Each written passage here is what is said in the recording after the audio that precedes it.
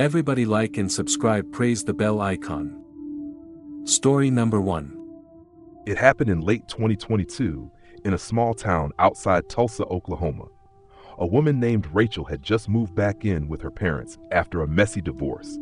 She picked up a job at the local Walmart on the night shift, stocking shelves and cleaning up aisles. The store stayed open 24/7 back then, but by 2 a.m., it was mostly empty. Just a few truckers, night owls, and the occasional oddball. Rachel worked the grocery section, which meant she was mostly alone in the cold, dim aisles, while the rest of the staff stayed toward electronics or general merchandise. She liked the solitude at first. It gave her time to think. But after her second week, something started to feel off. She began noticing strange things.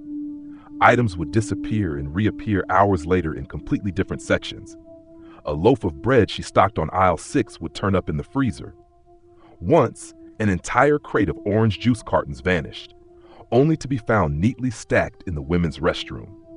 Her co-workers shrugged it off as pranksters or inventory mistakes, but Rachel started to feel watched. She'd get that prickly feeling on the back of her neck, like someone was breathing just behind her. Every time she turned, the aisle would be empty. Then came the noises. At around 3:15 every morning, she began hearing soft footsteps echoing in the store, too slow to be a customer, too soft to be one of her coworkers pushing a cart. They would start near the far end of the store by the garden center and move steadily toward her. The worst part? No one else ever heard them. Even when she called another worker over, the moment they arrived, everything went quiet. One night, she asked Jason, the security guy, to review the cameras. He pulled her into the office and they watched the grainy black and white footage from the night before. Around 3:15 a.m., a tall figure appeared at the far end of the store, partially obscured by the plants near the garden entrance. No one came through the front door, and no one badged in from the back. The figure just was there, suddenly, like it stepped out of the dark. Jason fast-forwarded the footage. The figure didn't walk. It glided. It hovered about 2 inches above the floor, arms limp at its sides, its head cocked at an unnatural angle. It passed down each aisle Rachel had been in. It stopped directly behind her for nearly 2 minutes while she bent to arrange a bottom shelf. Then it vanished between camera angles. One frame it was there, and the next it wasn't. Jason turned to her, pale as a sheet. "This isn't a prank," he muttered. The store manager, a woman named Linda, dismissed it as a glitch in the cameras. When Rachel pressed the issue, Linda snapped at her and said she was creating hysteria. That Friday, Rachel called in sick. She couldn't sleep, couldn't eat, and kept seeing that gliding shape every time she shut her eyes. On Saturday, she tried to quit, but Walmart's policy said she had to give 2 weeks' notice or lose her final paycheck. So she went back in on Sunday night. Around 3:10 a.m., she heard it again. Soft, rhythmic footsteps echoing across the linoleum. She was in the cleaning supply aisle and immediately froze. The lights above her started flickering. She backed slowly toward the end of the row, her heart pounding. As she rounded the corner, she saw the figure again. It was at the opposite end of the aisle.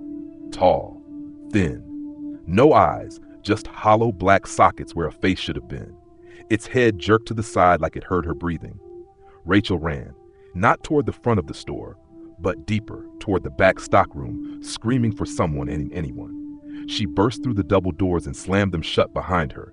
Inside, she found Jason. "It's here!" she screamed. "It's in the store again!" Jason didn't respond. He was staring at one of the monitors. The figure was no longer in the aisles. It was standing in the camera blind spot just outside the stockroom door, still, silent, almost waiting. Jason whispered, "There's no way it got there that fast." They waited, holding their breath, but the door didn't move. The camera stayed static, showing nothing but empty shelves. Finally, after what felt like an eternity, Jason opened the door. Nothing. They checked every aisle, every room. No sign of the figure. The next day, Jason quit. Rachel walked out and never came back. She didn't care about the paycheck anymore. The weirdest part? A few weeks later, a new girl named Marissa took over Rachel's night shift. On her third night, she went missing. Security footage showed her stocking shelves in aisle 8 at 3:12 a.m. By 3:14, she was gone. The footage cut to static at 3:15, and when it came back on, the aisle was empty. Her car was still in the parking lot, her purse in the break room. She was never seen again. Walmart quietly replaced the store manager, installed new cameras, and removed access to the night shift security feeds. To this day, if you ask about the Tulsa Walmart's third shift, employees will change the subject. But those who've worked it before say the same thing. Never be alone in the grocery aisle after 3 a.m. Never. Everybody like and subscribe, praise the bell icon. Story number 2. It was just past 2 a.m. when Lily finished her shift at the small diner on the edge of town. She always parked at the far end of the lot to avoid the late-night crowds. But tonight, she needed a few groceries before heading home, and the only place open was the 24-hour Walmart off Highway 12, the one people always whispered about, but never really talked about directly. The parking lot was nearly empty, except for a few scattered cars and an abandoned shopping cart tilted on its side. The automatic doors whooshed open as she stepped inside. The store was quiet, too quiet. No music played overhead, just the distant hum of fluorescent lights. She noticed immediately that something felt off. The air felt stale. The smell of cleaning supplies was unusually strong, almost like it was trying to mask something. As she walked toward the produce section, she passed an elderly greeter who didn't say a word, just stared at her with glassy, unmoving eyes. Lily brushed it off and focused on getting her things: a gallon of milk, eggs, some cereal. She headed to the freezer aisle and saw a man standing motionless in front of the frozen pizzas. He wasn't shopping. He wasn't moving at all, just staring into the glass, unblinking. His reflection looked clearer than it should have, too crisp, like it was a second version of him trapped behind the glass. She tried not to look at him as she passed, but when she turned down the next aisle, she saw him again, already there at the end. But that wasn't possible. She picked up her pace and turned into another aisle. Again, there he was. His face was blank, but his eyes tracked her, following without turning his head. Lily backed away, clutching her basket. She turned quickly and nearly ran into an employee in a blue vest. His name tag said Brian, but his skin looked pale, almost translucent. His mouth moved, but no sound came out. When he finally did speak, it was delayed like a lagging video call. "You shouldn't be here." She stepped back, heart racing. "I just need to check out," she whispered. Brian's face twitched. Then he slowly lifted his arm and pointed toward the self-checkout stations. She sprinted in that direction, passing aisles that now seemed unfamiliar, rearranged. Shelves were twisted. Toys were on top of the dog food. The fluorescent lights flickered and buzzed, and she could have sworn she saw movement in the reflections of the shiny floors, figures ducking just out of view. When she reached the self-checkout, every machine was off. Screens black. She slammed her items on one of the counters and looked around in desperation. No employees, no customers, no doors. She ran back to the entrance, but where the sliding doors should have been, there was now a blank wall. Just beige drywall. No exit. That's when she noticed the security cameras. Every single one was aimed directly at her, the little red lights blinking in sync. From the intercom above, static crackled, and then a warped version of her own voice came through. "You shouldn't have come here, Lily." She screamed and ran, weaving through the aisles, searching for any sign of escape. But the more she ran, the more twisted the store became.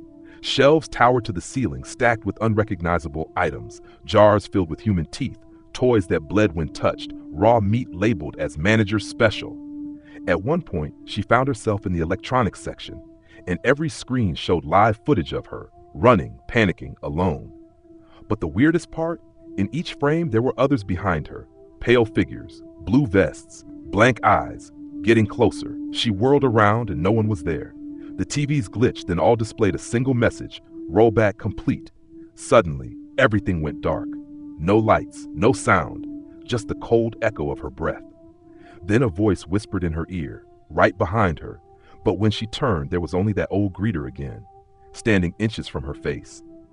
This time he smiled, but his teeth were too many, rows and rows like a shark. She ran again, tripping over her own feet, falling hard near the garden center.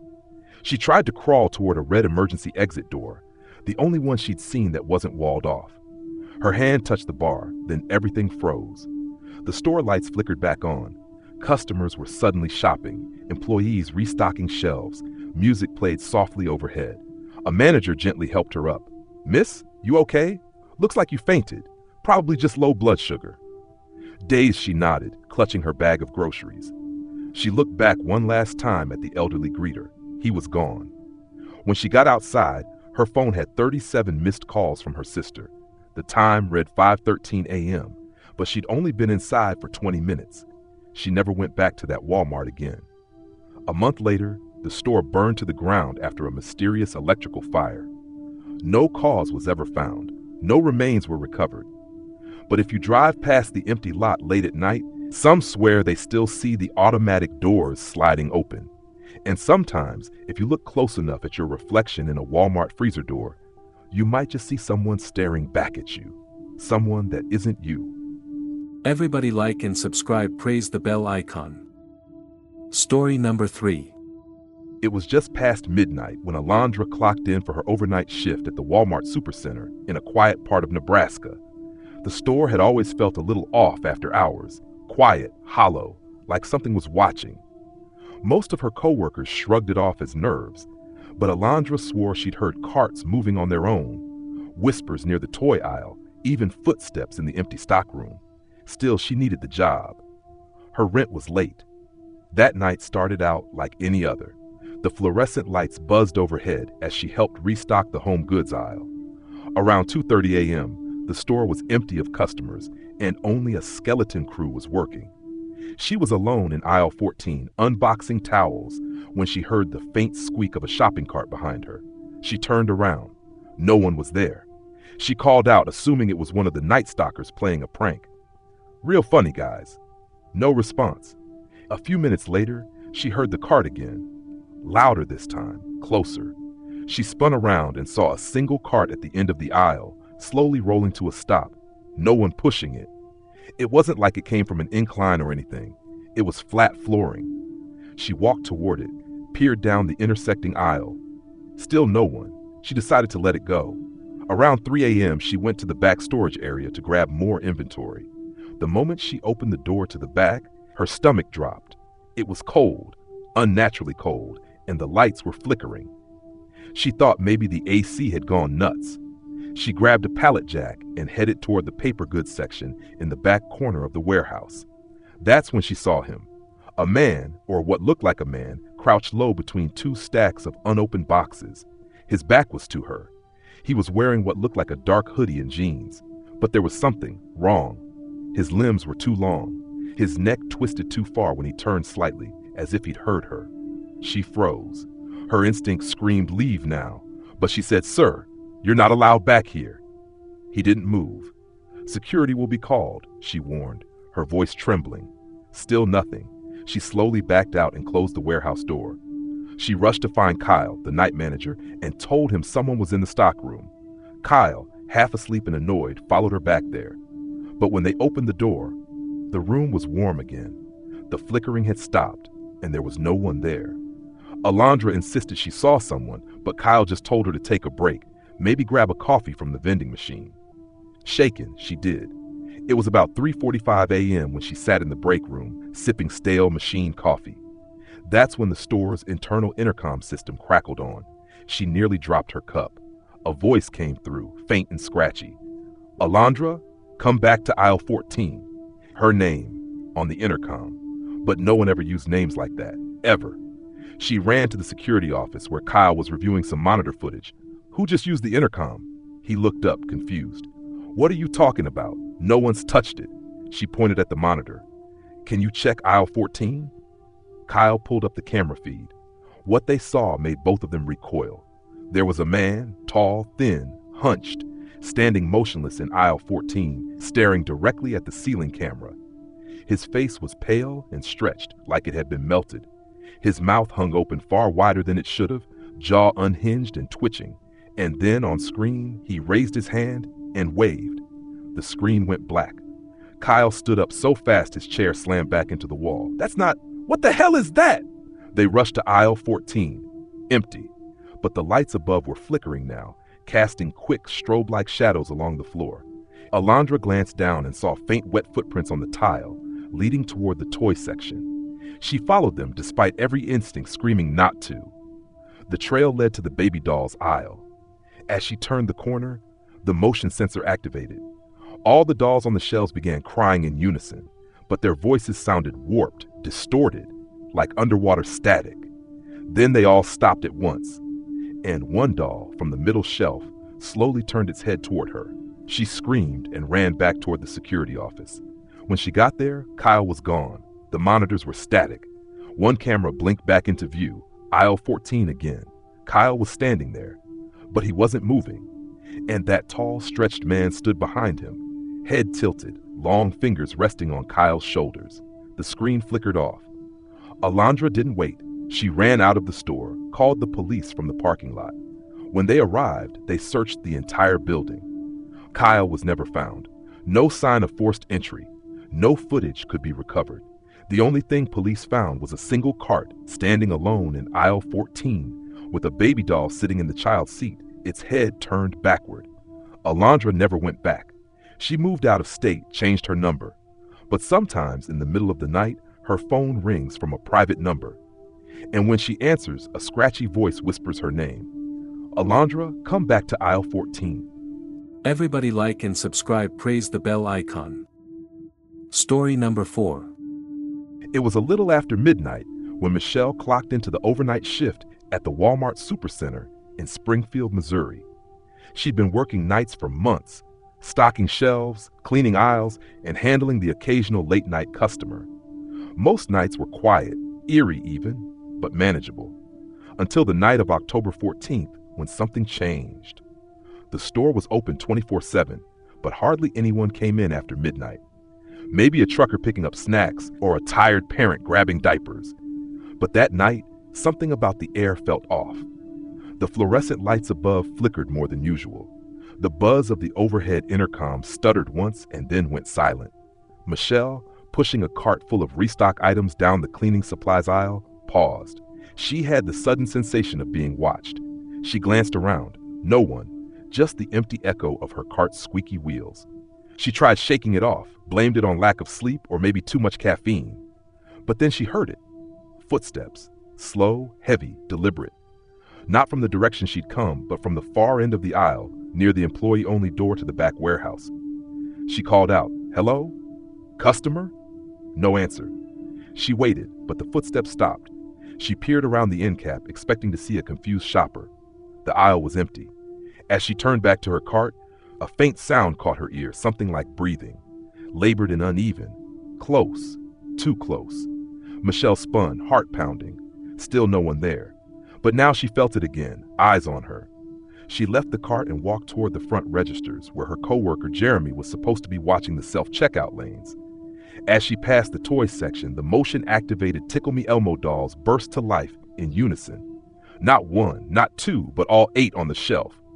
Their laughter was warped, too loud, too fast, and the lights in the aisle dimmed with each burst of mechanical giggling. Michelle nearly ran the rest of the way to the front of the store, but when she got there, Jeremy was gone. The self-checkout machines were frozen, stuck on the same screen.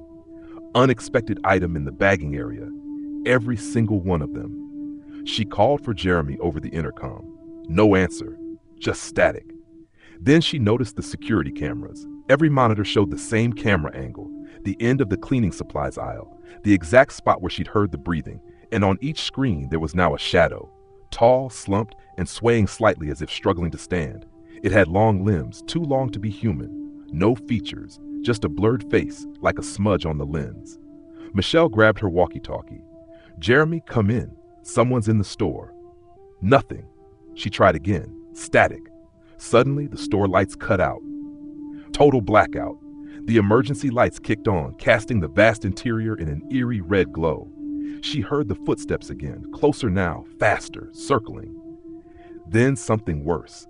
The sound of Jeremy screaming. It came from the back storage area. Without thinking, Michelle sprinted toward the warehouse. The red lights flickered as she passed aisles, casting jerky shadows across everything. Just as she neared the double doors to the back, she saw something crawl across the floor ahead of her. It was fast, jerking like an insect, its limbs bent at unnatural angles.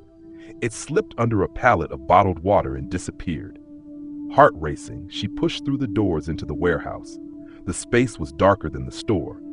One emergency light buzzed above, casting a dim circle near the loading dock.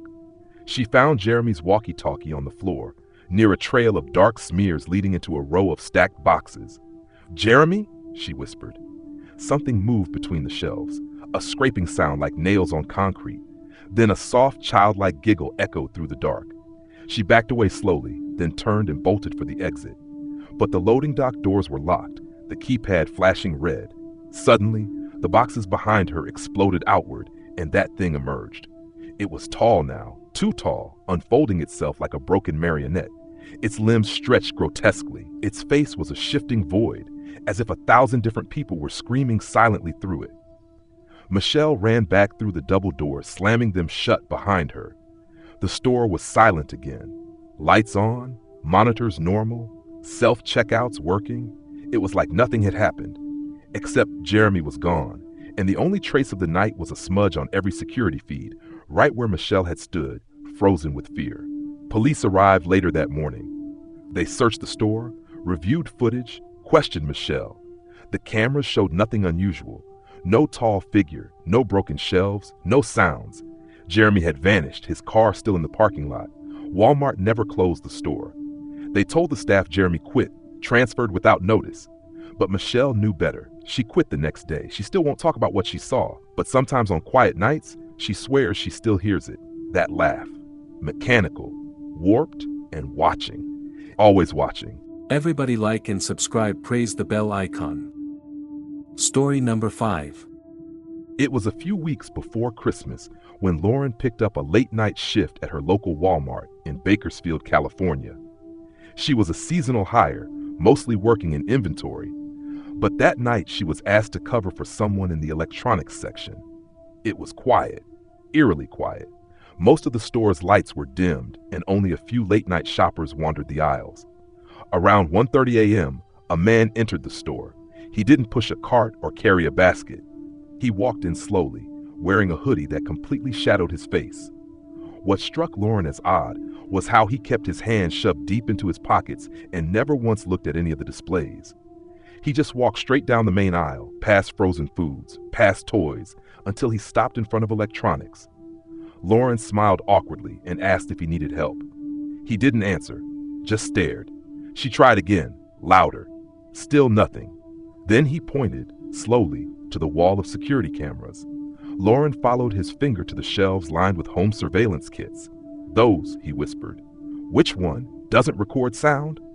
Lauren hesitated, unnerved by his flat voice. She explained that most of them did, but he could disable audio in the settings. He didn't seem satisfied.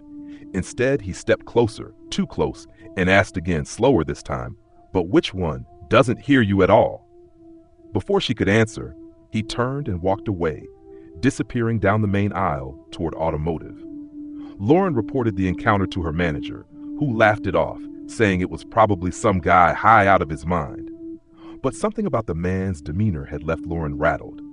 Around 3 a.m., while restocking headphones, she noticed him again, this time at the far end of the section, staring at the rows of flat screens.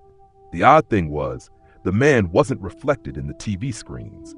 They showed everything, the aisle, the shelves, but not him. Thinking she must be overtired, Lauren rubbed her eyes, looked back up, and now he was gone.